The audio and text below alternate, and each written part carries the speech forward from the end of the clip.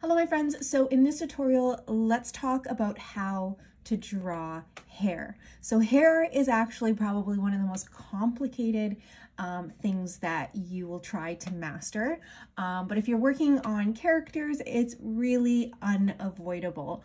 The reason that it's so complicated is because it's actually a sculpture that is made up of thousands and thousands of little strands.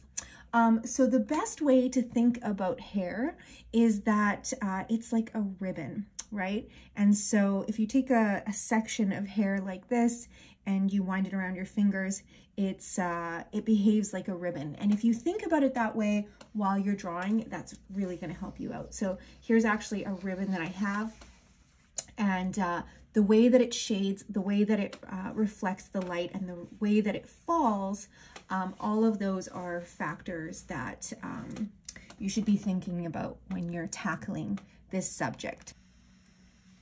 Awesome, so I'm going to draw some hair on this wire frame here.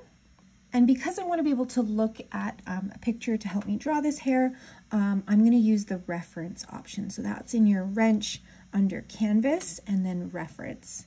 This little box can be unruly to use, and I think that's why some people avoid it. So when it first comes up, this little line here is going to allow you to park it in the corner there. And then if you touch the bottom right-hand corner, you can resize it. So we're going to load our picture here from our Photos app. So we're going to go to Image, and then we're going to select Import Image, and that's going to take you to your Photos app. Awesome. So let's start with a sketch. So we're going to go to Layers and start a new layer. And then you can pick out, I like to sketch with brown, so I'm going to pick a dark brown. And then my favorite sketching pencil is under Drawing. No, it's not. Where is that? Oh, there it is. Sketching. And then I'm looking for my 6B pencil. Where is it? Right here. So this is the one that I prefer. Honestly, if you have a favorite pencil, all of them work. This is just for the sketch. So I don't know what size I'm using. Let me just see here. Sometimes it takes me a couple of tries. It's too thin. There we go. So I'm using, let's say, 20% for the size of my pencil, and I'm just going to sketch the shapes that I see here. And this is where you really want to focus on the ribbons that you see. So if I was to draw on this picture, for example, you can see there's a ribbon going down the front of her face here, ribbons here. Think of each section of hair as a ribbon. The other thing that you might find helpful is if you go into your pencil that you're using and you turn up streamlining to maximum. This will allow you to get those natural flows a little bit easier. I really like streamlining for hair. So the first thing I'm going to do is, this template here already has the center line kind of identified more for me. And so I'm going to just draw the center part of her hair, kind of matching what I see there. And then I can see her hair kind of raises up and comes down like this. So because this is going to be just our first sketch, we're actually going to completely get rid of this. So have no fear, just kind of draw it the best that you can. You can see kind of covers her eye. And if you look really closely at the sample here, you can see that the ribbon, this is like the underside of the ribbon, and then this is the overside. So we really want to capture those little things, the way that ribbon is folding. So you can see the ribbon there that I've created. It's really starting to come together. The next one that's really obvious to me is the one on this side of her face. So I can see that it kind of frames her face on this side. You want to give her a little bit of volume. Then the ribbon kind of gets smaller and kind of actually waves twice like this. You don't have to make it exactly the same, but the closer you make it to the original picture, the easier it's going to be for you to shade it later in a realistic way. Awesome. And then she has got like a couple of major ribbons on the right here. So yeah, we're just kind of sketching what we're seeing.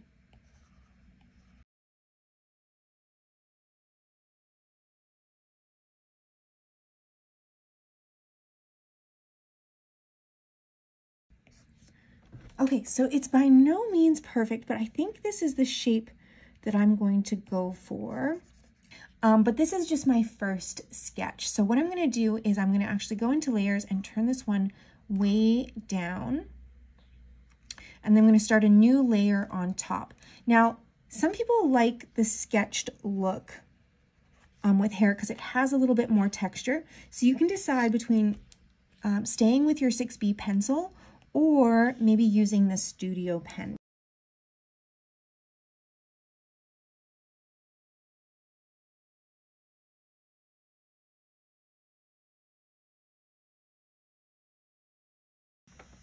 Awesome, so this is going to be my final outline here, and now I can turn off that messy original sketch that I did.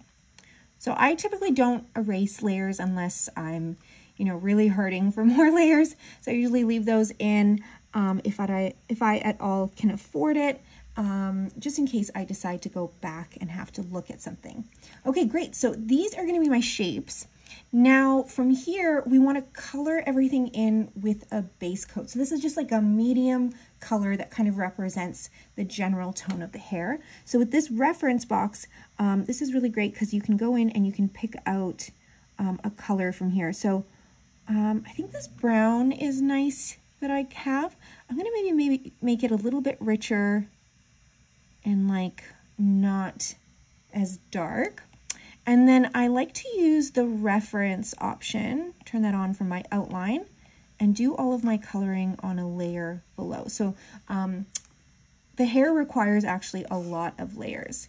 And because I used the pencil here, when you're putting in the color, if the color spills out everywhere or anything like that, you might have to adjust your threshold, which you can see that blue line is your threshold.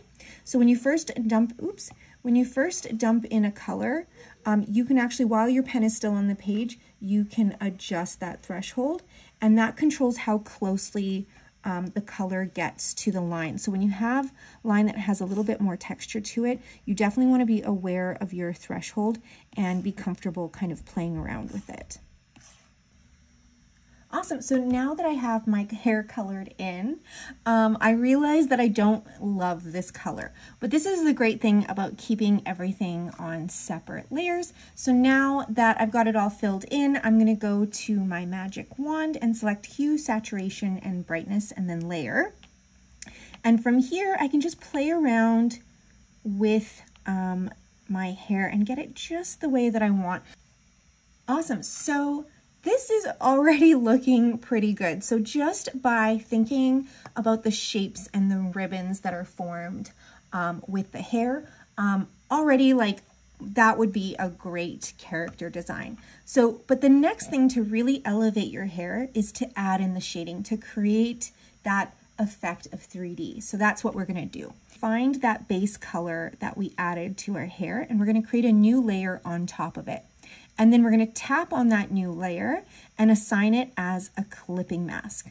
So what clipping mask is just a more advanced way of doing alpha lock. So when we draw on this layer, let me just quickly show you with a really bright color. I can't draw anywhere except what's already on that layer. So alpha lock works the same way, but by doing clipping mask, it allows us to keep it all on a separate layer. And I'm going to rename this layer Shadow. Awesome, and then we're really going to take a look at that picture and figure out where the shading should go. So I'm going to grab the original base color, and then I'm just going to lower it down and to the right a little bit. So I'm going darker and then more saturated. Saturated is like when it has more color in it. So that's a nice shading tone. You can see what it looks like here.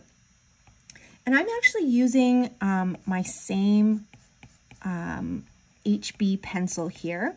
So if I really look at this picture, you can see that this part is a bit more shaded than anything else. So I'm going to do some shading in that section. If you got to just kind of break it down. So take each part of your drawing and figure out where the shading should go on it. So I can see that this underside, and this makes a lot of sense to me, is fully shaded. And I like to shade basically in the direction that the hair is going anyways. That really helps me think about it in a way that makes sense. I drew this little part here. I'm going to add a little more shading there. At the bottom here, we have some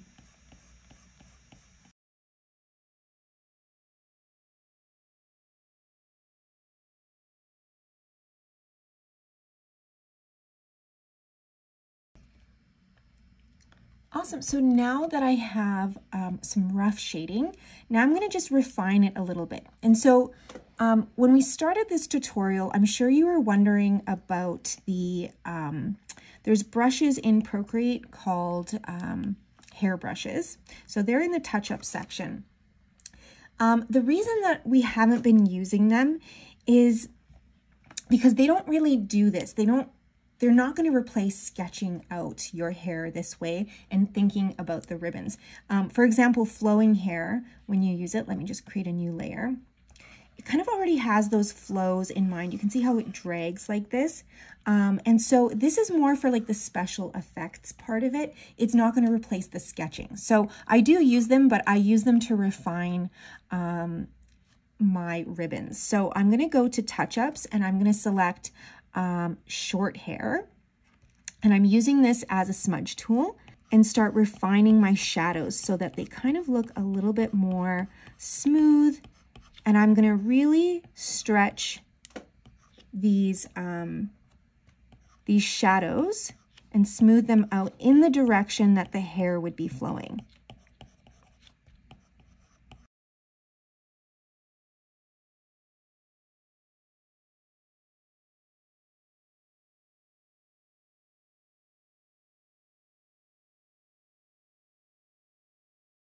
Awesome, so there is my shading layer. And if you really zoom in, you can see those little individual little brush hairs that will make it look a little bit more realistic. So the next thing that we're going to add to our picture are some highlights. So when people think about highlights, they usually think the highlights go down the hair like this. And there are little individual hairs that do that. But if you really look at your picture, the most important highlights are actually these like rows that go across the hair in bands. So when you think of a ribbon and you're folding it, there's these highlights that always travel in one direction, kind of the opposite way that you think they should. So that's what we're gonna build into our design next. Awesome, so for this step, what we're gonna do is we're gonna create a new layer, and I'm gonna call this one highlights.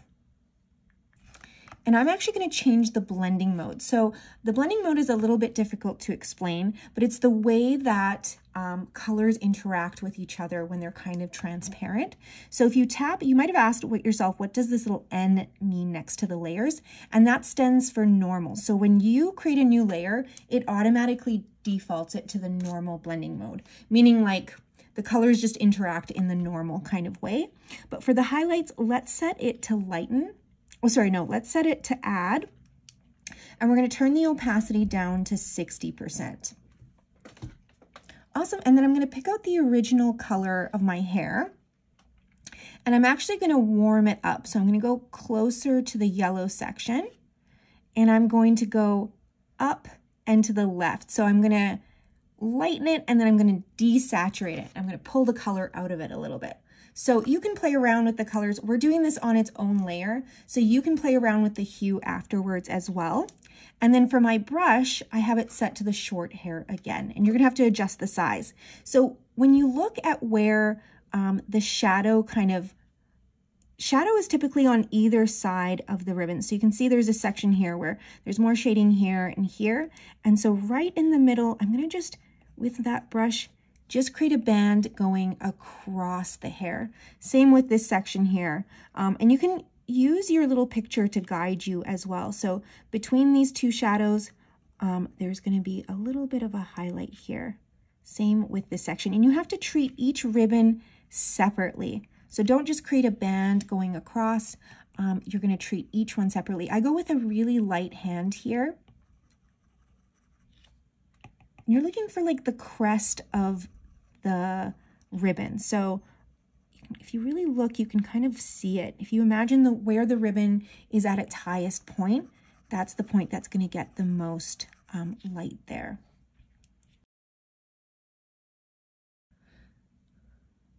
Awesome. So those are the highlights, and now we're going to create individual hairs that represent those little dark hairs and little light hairs. So normally when you think of like Disney princess hair drawings, this is mostly what you think of highlights and shadows in the drawing, and you kind of forget about the gradients that we've worked so hard on at this point. So you don't have to use a clipping mask for this. You can actually just create a new layer. I'm going to do highlights again, so I'm going to change this one to add. I just like how it looks and set my opacity down, and this will allow me to use the same color that I've selected. And I like to use my studio pen for this, so I change it to studio pen, and I really make the thickness really, really light. And so if you look at your picture, that can really help you just add those in, and be very loose-handed with this. So the opacity of that is actually still too high for me. So I'm going to go way down and be really, less is more with this stuff.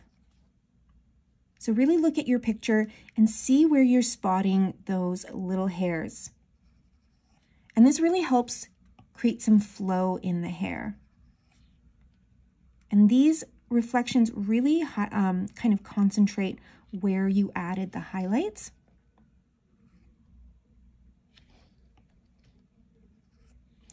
And this is the part that I think I struggle with the most. So sometimes I'll find myself like this, doing the same hair over and over again.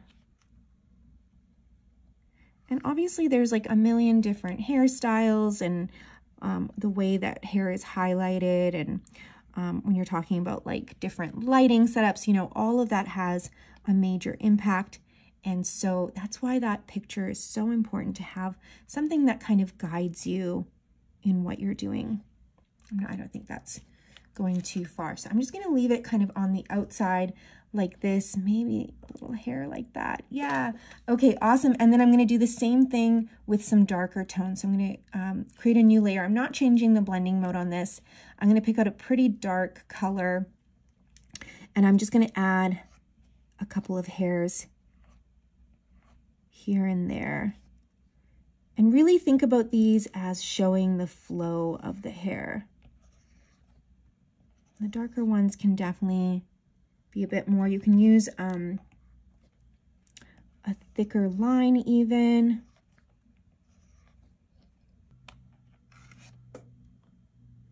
Awesome. So I think that's my final hair.